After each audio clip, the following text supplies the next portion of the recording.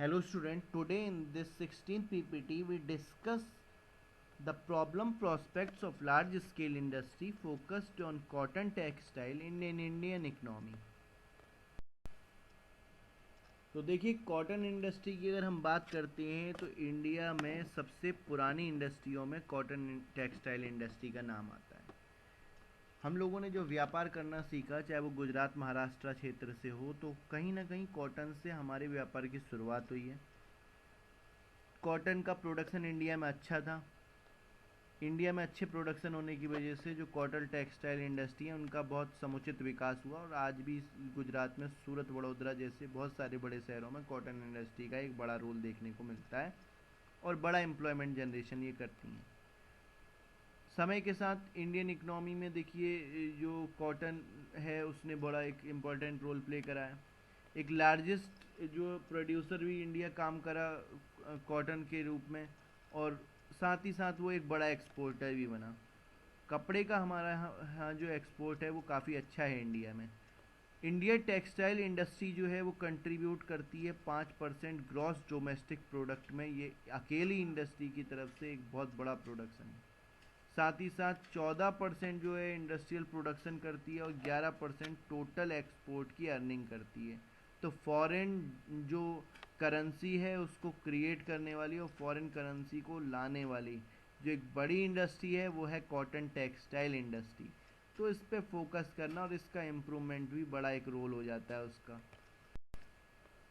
ये इंडस्ट्री जो है वो सबसे सेकंड सबसे लार्जेस्ट एम्प्लॉयर जनरेट करने वाली भी इंडस्ट्री है। लगभग अगर बात करी जाए चाहे वो एग्रीकल्चर हो या वो एम्प्लॉयमेंट प्रोवाइड की हो, तो टोटल 51 मिलियन जो लोग हैं, तो 51 मिलियन लोगों जो है डायरेक्टली इसमें जुड़े हुए हैं और साथ ही साथ 68 मिलियन लोग जो है इनडायरेक्टली जुड़े हुए हैं, इंक्लूडिंग अनस्किल्ड वुमेन। यानी बहुत सारी अनस्किल्ड वुमेन्स भी इस सेक्टर्स में अपनी सर्विसेज दे रही हैं। तो लगभग 11 करोड़ आदमी की संभावनाएं जिससे जुड़ी हो, तो वो इंडस्ट्री कितनी इंपॉर्टेंट हो सकती है इंडिया में, इसका मतलब समझना इतना कठिन नहीं है। उसके अलावा देखिए जब टेक्सटाइल इंडस्ट्री से बात करते हैं तो ये एक उम्मीद है कि ये हमारी यूएस डॉलर में 223 बिलियन तक 2021 में हमारा बिजनेस इससे होगा। तो बहुत सारे स्टेट जैसे गुजरात है, महाराष्ट्र है, मैंने आपको बताया था गुजरात और महाराष्ट्र से तो शुरुआत हुई है इसकी। और जो एक दूसरा यार्न था वो स्पेशल जो कोलकाता में, वहाँ भी हमारा कपड़े का अच्छा कारोबार था, लेकिन वो कॉटन से थोड़ा कुछ अलग था। तो फिर तेलंगाना, आंध्र प्रदेश, कर्नाटका, मध्य प्रदेश, हरियाणा, राजस्थान, पंजाब, ये सब मेजर जो है वो कॉटन प्रोड्यूसर हैं इंडिया के। और अब आप पंजाब हरियाणा में भी बहुत सारी यूनिट्स जो देखते हो कपड़े की इंडस्ट्री, वहाँ भी बहुत सारी लगी है कॉटन इंडस्ट्री। तो फोकस जो है वो कॉटन इंडस्ट्री की ओर गवर्नमेंट इसलिए कर रही है कि 223 बिलियन यूएस डॉलर का जो करेंसी हम क्रिएशन कर सकते हैं 2020 तक, ये हमारी एक बड़ा रोल प्ले करेगी डेवलपमेंट की ओर। देखिए इस स्लाइड में हम जो ओरिजिन एंड डेवलपमेंट हुआ है कॉटन इंडस्ट्री का अलग अलग फेज़ में, उसका हम यहाँ पर जिक्र करेंगे। तो सबसे पहले प्री वॉर पीरियड के दौरान 1818 में 1818 में जो इंडस्ट्री सबसे पहले लगाई गई वो कोलकाता में लगाई गई। वो उतना ज़्यादा देखिए वहाँ पर प्रभाव लोकेशनल उसे नहीं मिला और कॉटन इंडस्ट्री वहाँ सरवाइव नहीं कर पाई। लेकिन जब 1854 में बॉम्बे में कॉटन इंडस्ट्री लगी तो वहाँ पर से उसे देखिए स्वदेशी मूवमेंट भी एक उसका भी फ़ायदा मिला और वहाँ से उसने ग्रोथ किया सबसे पहले। और वर्ल्ड वॉर फर्स्ट के बाद तो फिर उसकी ग्रोथ होना बढ़ गई और जापान से जो उसका कंपटीशन था वो 1927 तक उसे एक रैपिड ग्रोथ मिली उस दौरान प्री वॉर पीरियड में।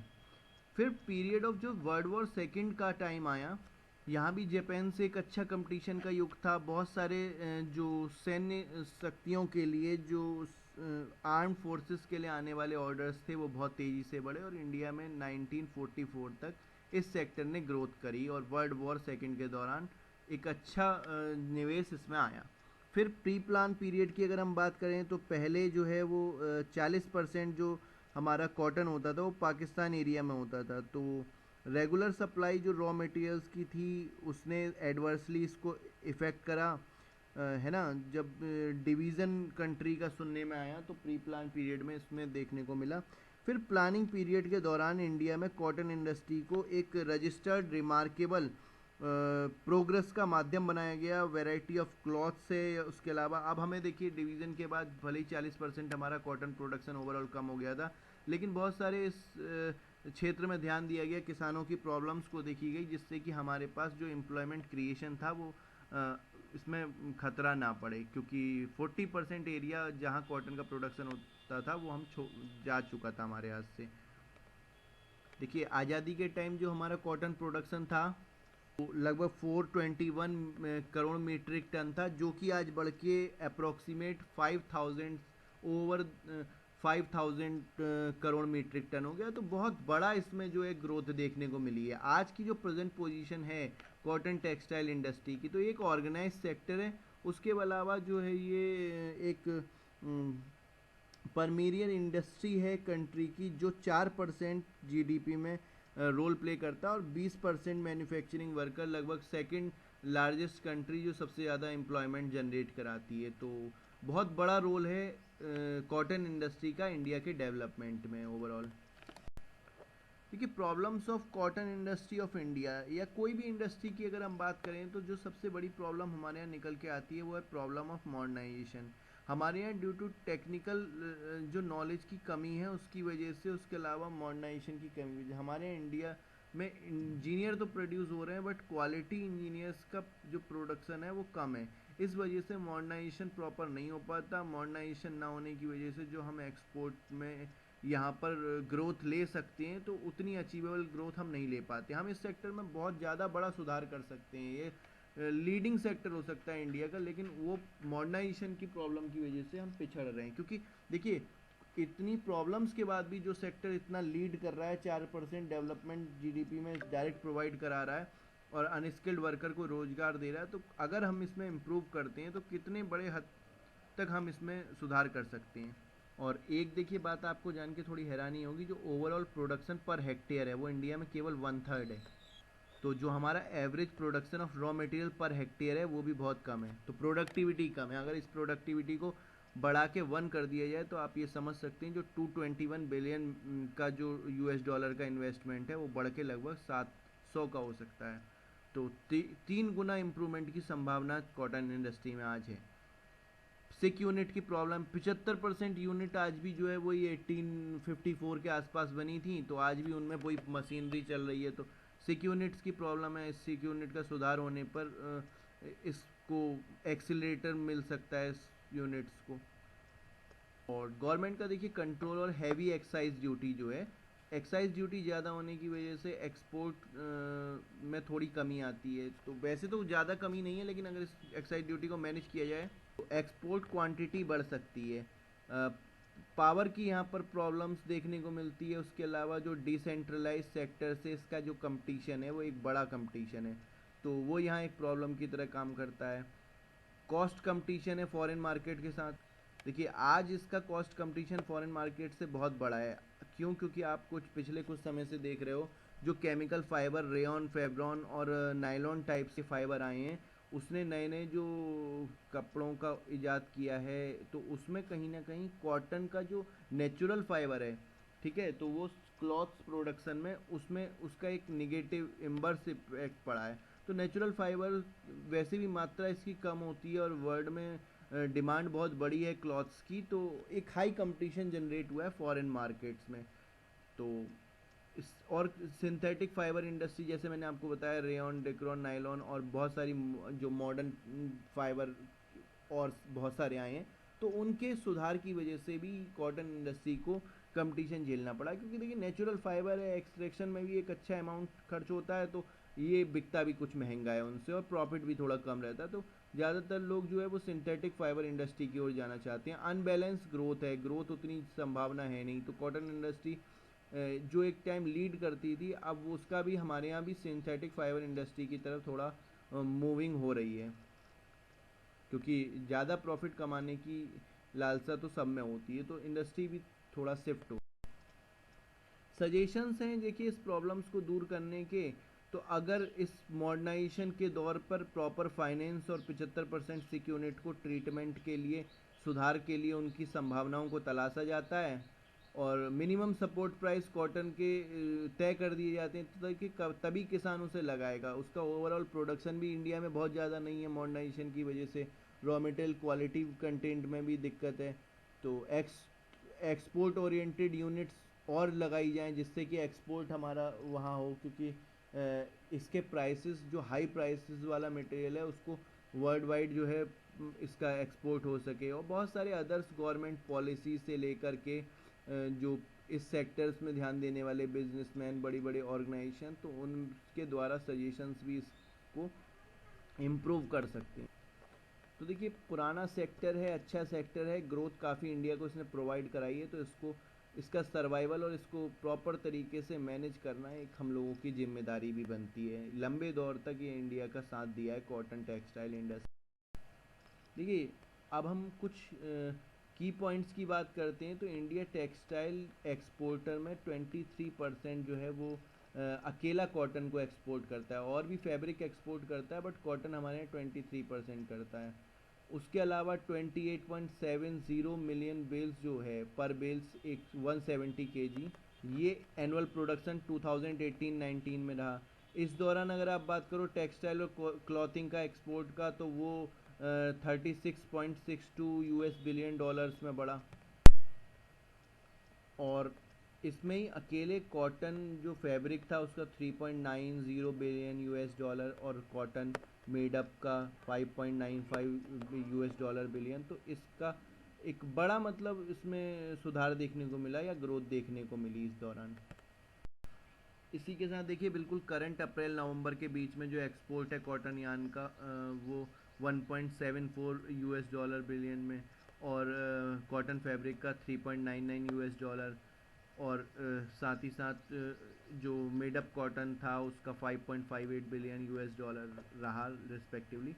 और साथ ही साथ बहुत सारे जो रेप्यूटेड फॉरेन रिटेलर्स हैं, जो ब्रांड्स हैं जो इंडिया में और अक्रॉस द वर्ल्ड आपको देखने को मिलते हैं, चाहे वो कैरीफोल हो, गैप, H&M, जेसी पर, लेविस, ठीक है, मेट्रो है, बहुत सारे ग्रुप, रीबॉक, इसमें बहुत सारे ग्रुप्स मैंने जिक्र करा है। तो ये हमारे इंडिया के कॉटन के प्रोडक्ट जो है उन्हें यूज़ करते हैं, तो ये एक बड़ा रोल है। इंडिया का कॉटन फाइबर बहुत अच्छा है, बट हम ये जो MNCs हैं इनमें क्यों फंसे? हम अपने यहाँ MNCs ऐसे क्यों ना क्रिएट करें? जब कॉटन हमारा है, सब कुछ हमारा है, तो हमारे उस प्रोडक्ट को हम ग्रोथ क्यों ना दे सकें? तो अगर हम दे पाते हैं तो ये बड़े बड़े प्रोडक्ट में इंडिया के भी बहुत सारे बड़े बड़े प्रोडक्ट का नाम हो सकता है, जो नाम से ही हमारे यहाँ एक बड़ा बिजनेस भी करें और दुनिया भर में नाम भी कमा सकें। तो उस ओर हम ध्यान दे सकते हैं।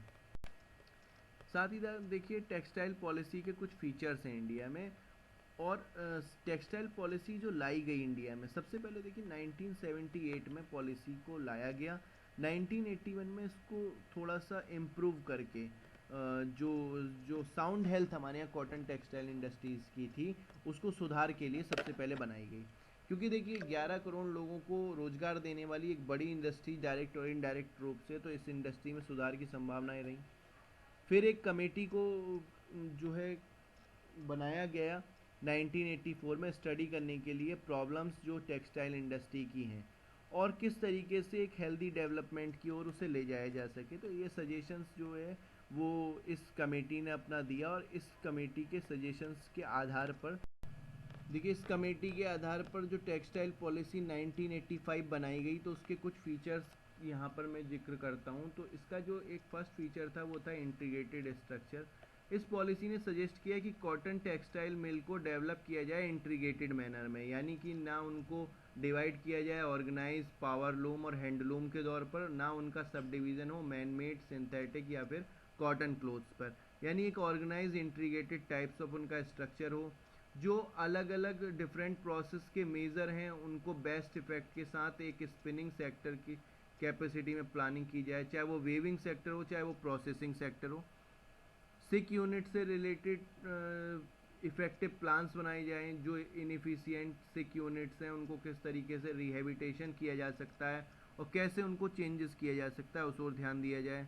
मॉडर्नाइजेशन से रिलेटेड यहाँ पर बहुत सारी सजेशंस दिए गए, रिक्वायर्ड फाइनेंस को अरेंज करने के मेथड्स जो है वो बताए गए, और जो रॉ मटेरियल्स का इम्प्रूव करना, जैसे 1/3 जो एवरेज प्रोडक्शन है उसको किस तरीके से बढ़ाया जा सके, तो इससे रिलेटेड इस कमेटी ने जो है वो सजेशंस दिए, पॉलिसी बनाई, और कैपेसिटी को सुधारने से संबंधित एक्सपेंशन किस तरीके से हो सकता है, और कौन से यूनिट्स को एक सेलेक्टेड बेसिस पे इसमें ध्यान दिया जाए, तो इससे रिलेटेड जो पॉलिसीज जो टेक्सटाइल पॉलिसी में बनाई गई।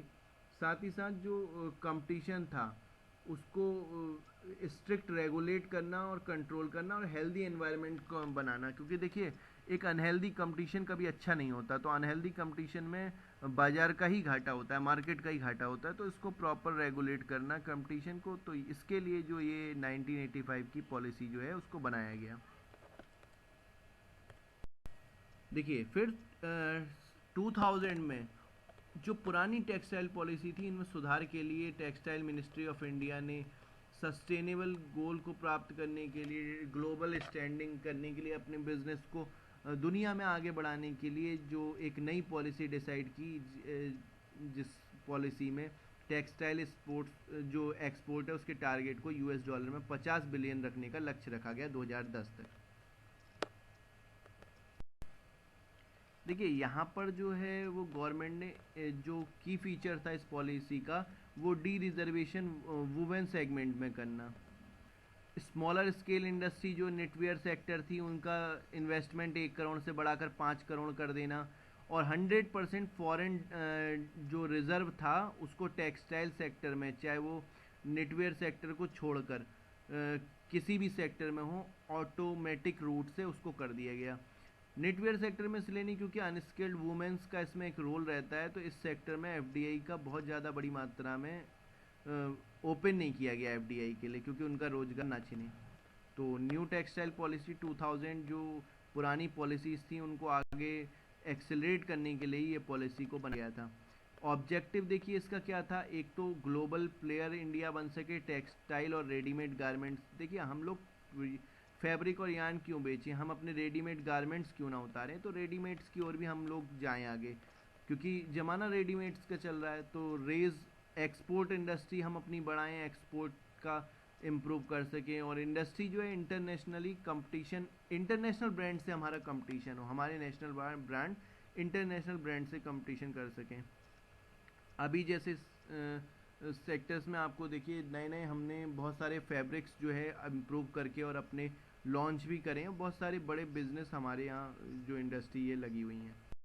देखिए टेक्सटाइल पॉलिसीज़ में कुछ एक स्ट्रेटजीज रखी गई जिससे कि इसका ग्रोथ हो सके कॉटन इंडस्ट्री का, जिसमें जो एक्सपोर्ट ऑब्लिगेशन थे 50% फर्म्स पे, जिसमें जो फॉरेन रिजर्व वगैरह से संबंधित तो उनको रिमूव्ड करा गया। एफडीआई की लिमिट जो है वो 24% को रिमूव्ड करके पूरी 100% कर दी गई।